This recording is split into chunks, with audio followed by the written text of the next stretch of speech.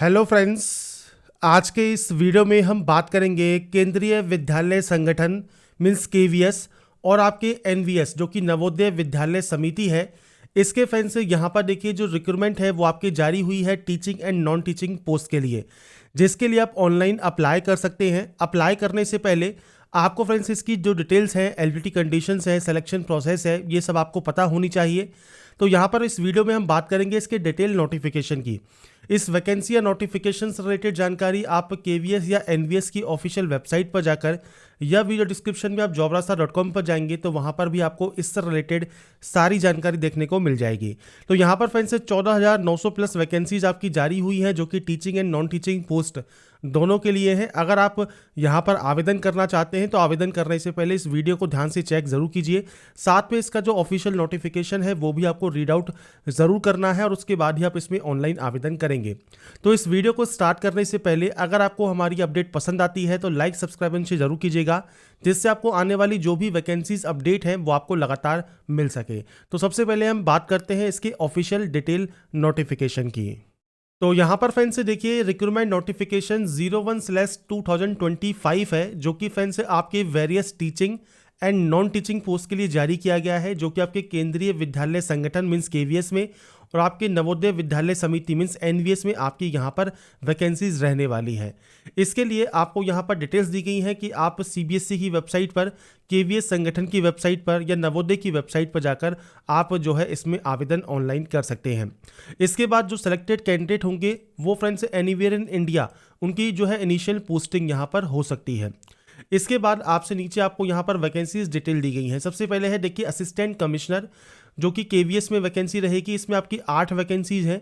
आपकी जो assistant commissioner academics है जो कि एनवीएस में है, इनमें आपकी 9 वैकेंसीज रहेंगी। इसके बाद है प्रिंसिपल जो कि इक्विवेलेंट है ग्रुप ए के लिए। तो यहाँ पर केवीएस में आपकी 134 और एनवीएस में 93 वैकेंसीज रहती हैं। वाइस प्रिंसिपल में आपकी केवीएस में वैकेंसी है जो कि 58 वैकेंसीज रहेंगी।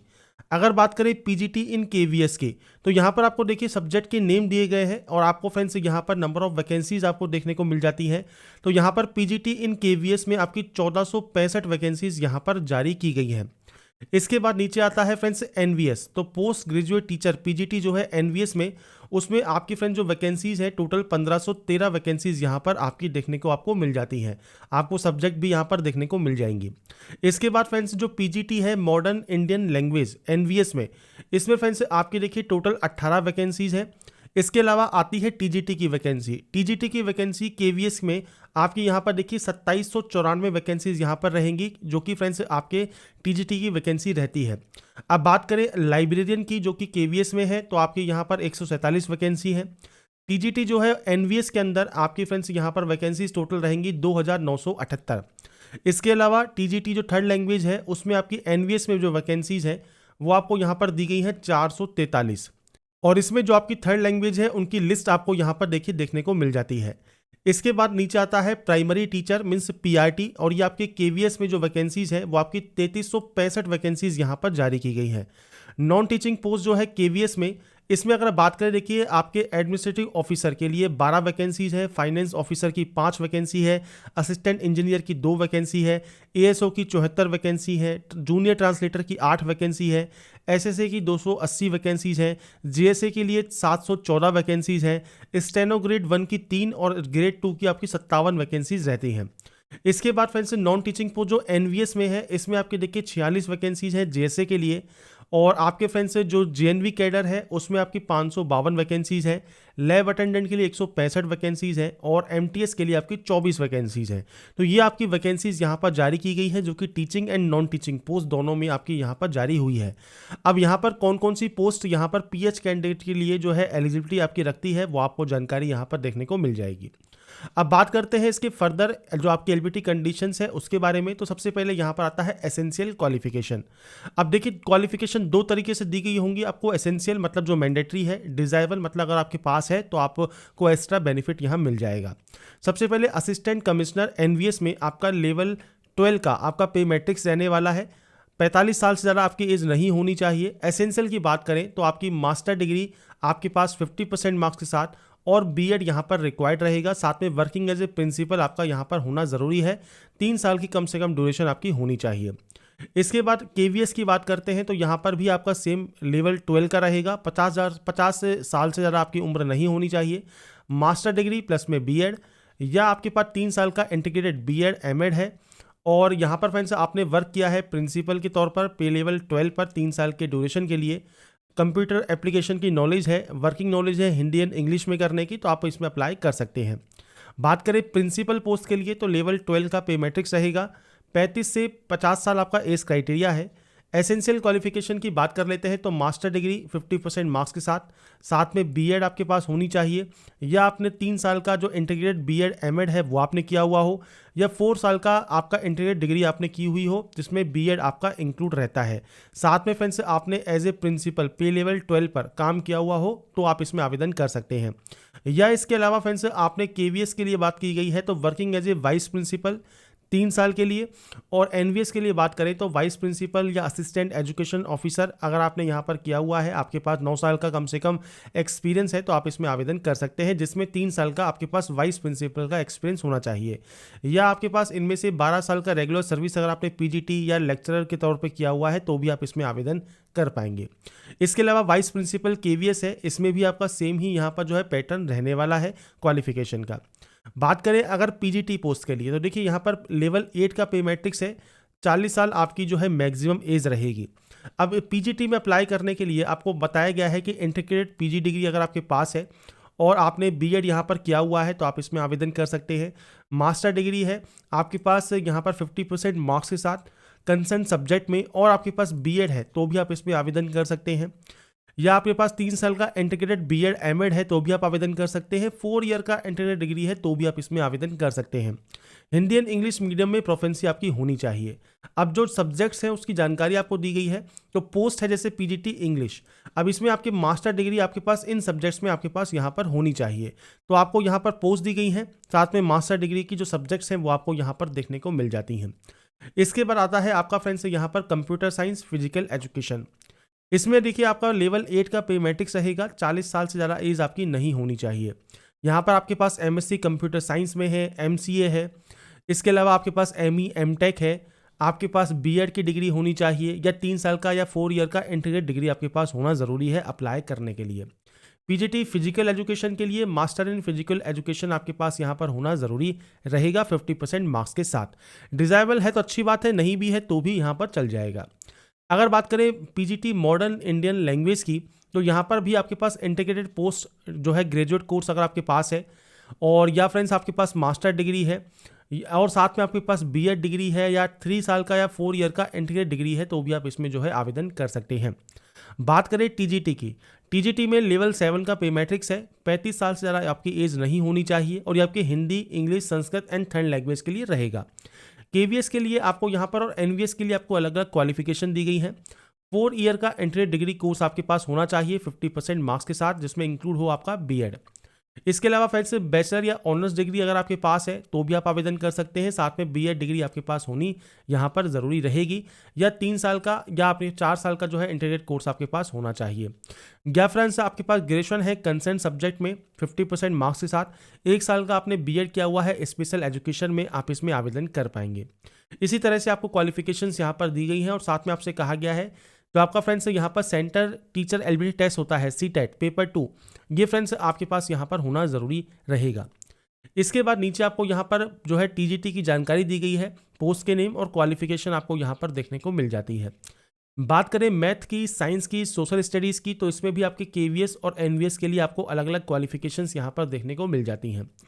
इसके बाद फ्रेंड्स नीचे आने पर आपको यहाँ पर जो सब्जेक्ट कॉम्बिनेशन है वो आपको दिए गए हैं।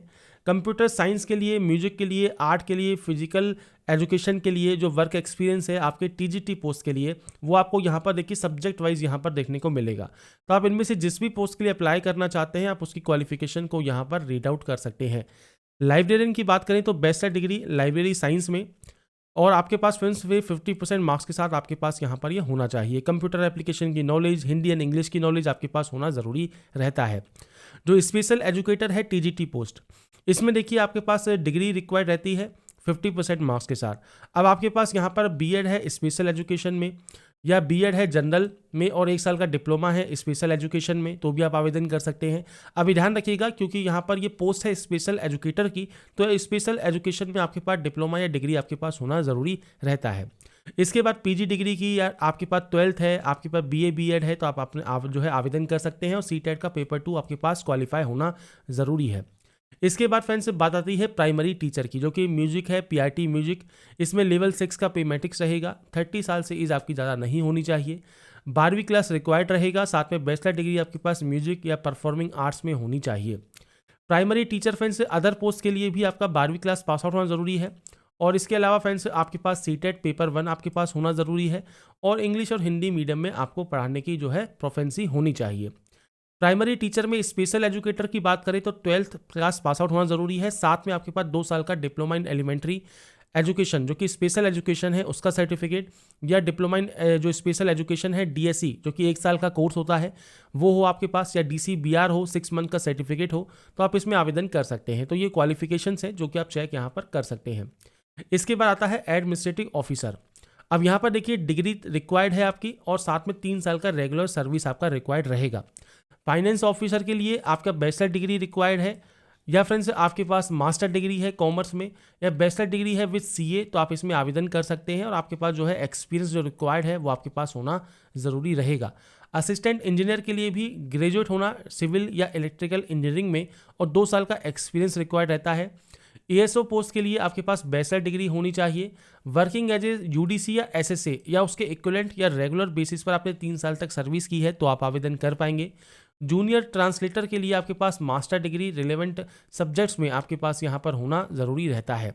साथ में आपके पास अगर एक्सपीरियंस है तो ही आप इसमें आवेदन कर पाएंगे। इसके बाद है एसएसए।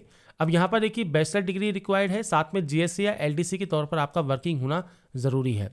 स्टेनोग्राफर ग्रेड 1 के लिए डिग्री रिक्वायर्ड रहेगी, साथ में यहाँ पर जो है आपका शॉर्ट एंड स्पीड और टाइपिंग स्पीड रिक्वायर्ड रहती है, और साथ में सर्विस आपका यहाँ पर रिक्वायर्ड रहेगा एक्सपीरियंस का। ग्रेड 2 के लिए बात करें तो यहाँ पर आपके पास कोई भी जो है एक्सपीरियंस रिक्वायर्ड नहीं रहता, डिग्री होनी चाहिए। बाकी आपके पास डिटेक्शन या ट्रांसक्रिप्शन की जो है नॉलेज होनी चाहिए, और प्रोफेंसी आपके पास होनी चाहिए। जीएसए में फ्रेंड्स आपके पास देखिए 12th क्लास पास आउट अगर आप हैं, और 35 वर्ड पर मिनट की टाइपिंग स्पीड है इंग्लिश में, और 30 की है हिंदी में, तो आप आवेदन कर सकते हैं। ये तो बात है केवीएस की। बात करें अगर एनवीएस की, तो 12th प्लस में आपके पास यहाँ पर टाइपिंग स्पीड होनी चाहिए इंग्लिश या हिंदी में, या आपने 10+2 पास आउट किया हुआ हो, और यहाँ पर फ्रेंड्स आपके पास ऑफिस मैनेजमेंट का वोकेशनल सब्जेक्ट अगर आपके पास रहा है, आप इसमें आवेदन कर पाएंगे। लैब अटेंडेंट की बात करें तो 10th क्लास पास आउट होना, साथ में डिप्लोमा इन जो है आपके लेबोरेटरी टेक्निक में, या 12th आपने साइंस के साथ किया हुआ है, आप इसमें आवेदन कर पाएंगे। एमटीएस के लिए क्लास 10th पास आउट होना ज़रूरी है, 30 साल से ज़्यादा आपकी एज नहीं होनी चाहिए। अब ये तो आपको अपर एज दी गई है, मिनिमम एज जो रहेगी वो 18 साल ही आपकी यहाँ पर रहेगी। इसके अलावा अगर आप रिजर्व कैंडिडेट हैं तो आपको जो अपर एज है उसमें आपको छूट यहाँ पर मिल जाती है, और जो कट ऑफ डेट है वो इसकी लास्ट डेट रहेगी जो कि 4 दिसंबर 2025 है। इसके अलावा फ्रेंड से बात करें ओबीसी कैंडिडेट की, अगर आप ओबीसी कैंडिडेट से बिलोंग करते हैं, आप एनसीएल कैटेगरी में आते हैं, तो आपके पास फ्रेंड से यहाँ पर देखिए जो कास्ट सर्टिफिकेट है वो 1 जनवरी 2025 से इसकी लास्ट डेट के बीच में ही बना होना चाहिए। इसके अलावा फ्रेंड्स SC/ST का भी सर्टिफिकेट आपके पास होना चाहिए सेंट्रल गवर्नमेंट का, तो आप इसमें आवेदन जो है कर सकते हैं। इसके अलावा फ्रेंड्स आपको यहाँ पर जो है आपके EW सर्टिफिकेट की जानकारी भी देखने को मिल जाती है। बात करें मोड ऑफ सिलेक्शन या स्कीम ऑफ एग्जाम की, तो आपसे कहा गया है there will be 2 tier exam followed by interview for the following post. तो यहाँ पर देखिए 85% वेंटेज है आपके फ्रेंड्स यहाँ पर जो है मेरिट लिस्ट जो तैयार की जाएगी, और 15% जो है फ्रेंड्स यहाँ पर Tier 2 के में आपके जो है ऑप्टेन आपने किए होंगे उसमें आपको देखा जाएगा, और उसके बाद आपको इंटरव्यू के लिए बुलाया जाएगा। अब KVS में और NVS में जो आपका 2 tier एग्जामिनेशन है वो आपके इन सब्जेक्ट्स के लिए, आपके इन पोस्ट के लिए होने वाला है। आप यहाँ पर लिस्ट चेक कर सकते हैं, जिसमें फ्रेंड्स NVS में है पोस्ट और KVS में पोस्ट है। इसके अलावा फ्रेंड्स यहाँ पर देखिए 2 tier एग्जाम आपका होगा, साथ में स्किल टेस्ट होगा जिसमें आपका स्टेनोग्राफर है, और आपका GSA पोस्ट आपका रहने वाला है। इसके बाद है फ्रेंड्स यहाँ पर देखिए आपका ना तो इंटरव्यू होगा ना आपका स्किल टेस्ट होगा। यहाँ पर जो मेरिट लिस्ट तैयार की जाएगी वो फ्रेंड्स तैयार की जाएगी candidate in Tier 2 only according. तो यहाँ पर ASO पोस्ट, आपके SSA पोस्ट, और आपके फ्रेंड्स यहाँ पर लैब अटेंडेंट और MTS पोस्ट आपकी ये रहने वाली है। Tier 1 जो एग्जाम आपका है जिसमें friends OMR objective type mode questions आपके रहेंगे, इसमें आपसे कहा गया है the test for all the post except MTS. MTS के अलावा आपकी जो अदर पोस्ट हैं उनके लिए आपका सिलेक्शन प्रोसेस ये रहेगा। 100 नंबर जो है क्वेश्चंस रहेंगे, 300 नंबर का पेपर रहेगा। इसमें देखिए जनरल रीजनिंग आपकी आएगी, न्यूमेरिकल एबिलिटी आएगी, बेसिक कंप्यूटर लिटरेसी आएगी, जनरल नॉलेज से रिलेटेड क्वेश्चंस होंगे, लैंग्वेज कॉम्पिटिटिव टेस्ट आपका होगा इंग्लिश में और आपके अदर मॉडर्न इंडियन लैंग्वेज में। इसके अलावा फ्रेंड्स यहाँ पर देखिए आपको जानकारी प्रोवाइड की गई है जो टीयर 1 एग्जाम है जो कि OMR बेस पे आपका यहाँ पर होने वाला है, जो कि है आपके MTS पोस्ट के लिए। अब यहाँ पर आपके 100 क्वेश्चंस रहेंगे, 300 मार्क्स का ही पेपर होगा। General awareness and current affairs, basic knowledge computer operation की, लैंग्वेज कंप्यूटर टेस्ट इंग्लिश में और आपकी मॉडर्न इंडियन लैंग्वेज में आपका यहाँ पर जो है क्वेश्चंस आपके यहाँ पर रहने वाले हैं। इसके अलावा फ्रेंड्स यहाँ पर देखिए क्वेश्चन पेपर इंग्लिश में हिंदी दोनों ही लैंग्वेज में आपको अवेलेबल रहेंगे। इसके अलावा फ्रेंड्स आपको यहाँ पर देखिए लैंग्वेज जो मॉडर्न इंडियन लैंग्वेज है उससे रिलेटेड आपको यहाँ पर गाइडलाइंस देखने को मिल जाती हैं। नीचे आने पर आपको यहाँ पर देखिए बताया गया है कि आपका फ्रेंड्स यहाँ पर जो टीयर 2 है हर एक पोस्ट के लिए, ईच पोस्ट के लिए वो सेपरेट यहाँ पर होने वाला है। इसके लिए जो कंपोनेंट है वो आपको यहाँ पर देखने को मिल जाएंगे। इसके बाद फ्रेंड्स यहाँ पर देखिए स्किल टेस्ट होगा स्टेनोग्राफर के लिए, ग्रेड 1 एंड ग्रेड 2 के लिए, और आपके GSA पोस्ट के लिए आपकी टाइपिंग होगी, उसकी जानकारी आप यहाँ पर चेकआउट कर सकते हैं। इसके अलावा फ्रेंड्स नीचे आपको यहाँ पर देखिए कुछ इंपॉर्टेंट नोट्स यहाँ पर देखने को मिल जाते हैं। मैं यहाँ पर आपको सिर्फ शॉर्ट में जानकारी प्रोवाइड कर रहा हूँ, बाकी आप डिटेल नोटिफिकेशन को जो है रीड आउट कर सकते हैं। अब यहाँ पर देखिए आपको जो वर्क करना है, जो कि फ्रेंड्स आपको अप्लाई करना है, कैसे अप्लाई करना है उसका लिंक जैसे ही एक्टिवेट होगा, फॉर्म अप्लाई का वीडियो मैं आपको प्रोवाइड कर दूंगा, आप दिए गए इन लिंक से भी अप्लाई यहाँ पर कर सकते हैं। आपसे यहाँ पर कहा गया है कि आप यहाँ पर एक एप्लीकेशन फॉर्म जो है अप्लाई करेंगे, मैनी पोस्ट आप अप्लाई कर सकते हैं, सेपरेट फीस आपको यहाँ पर पे करनी होगी हर एक पोस्ट के लिए, ये चीज़ आपको यहाँ पर ध्यान रखनी है। और फीस कितनी है तो फीस आप देख सकते हैं, एग्जाम फीस प्लस में प्रोसेसिंग फीस आपको पे करनी है। अब असिस्टेंट कमिश्नर, प्रिंसिपल और वाइस प्रिंसिपल के लिए 2300 प्लस में 500, 2800 रुपये फीस रहेगी। इसके अलावा PGT, assistant engineer, finance officer, administrative officer, TGT, librarian, PRT, assistant section officer और जूनियर ट्रांसलेटर के लिए आपकी समथिंग 2000 रुपये फीस रहेगी। बाकी अदर पोस्ट के लिए 1700 रुपये प्लस फीस आपकी यहाँ पर रहने वाली है। अब आपसे कहा गया है आप सिमिलर पोस्ट के लिए KVS एंड NVS के लिए अगर अप्लाई यहाँ पर कर रहे हैं तो आपको यहाँ पर जो है सिंगल पोस्ट के लिए यहाँ पर जो फीस है वो आपको यहाँ पर पे करनी होगी। No exam fee is required to be paid by candidate belonging to SC ST PH category.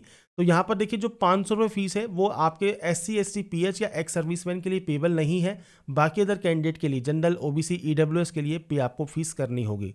इसके बाद पेमेंट आप ऑनलाइन मोड में यहाँ पर जमा करा सकते हैं। अब इसके लिए आपका जो फॉर्म है वो 14 नवंबर सुबह 10 बजे फॉर्म स्टार्ट हो जाएगा। 4 दिसंबर तक आप जो है रजिस्ट्रेशन कर सकते हैं और फीस पे कर सकते हैं। तो फीस फ्रेंड्स बहुत ज़्यादा है यहाँ पर KVS और NVS में, फिर भी अगर आप अप्लाई करना चाहते हैं, बम्पर वैकेंसीज हैं तो आप अप्लाई कर सकते हैं। मल्टीपल पोस्ट के लिए अप्लाई करना चाहते हैं तो मल्टीपल पोस्ट के लिए भी अप्लाई कर सकते हैं। तो यहाँ पर देखिए जो भी इंपॉर्टेंट पॉइंट्स थे KVS और NVS की इस वैकेंसी 2025 के बारे में, वो जानकारी मैंने आपको बताने की कोशिश की है। बाकी की जानकारी आप वीडियो डिस्क्रिप्शन में फ्रेंड्स jobasa.com पर जाकर चेकआउट कर सकते हैं। अगर आपको हमारा ये वीडियो अपडेट पसंद आया है तो लाइक सब्सक्राइब जरूर कीजिए। बाकी की जानकारी के लिए ऐसे ही बने रहिए हमारे साथ, देखते रहिए हमारा YouTube channel. Thanks for watching.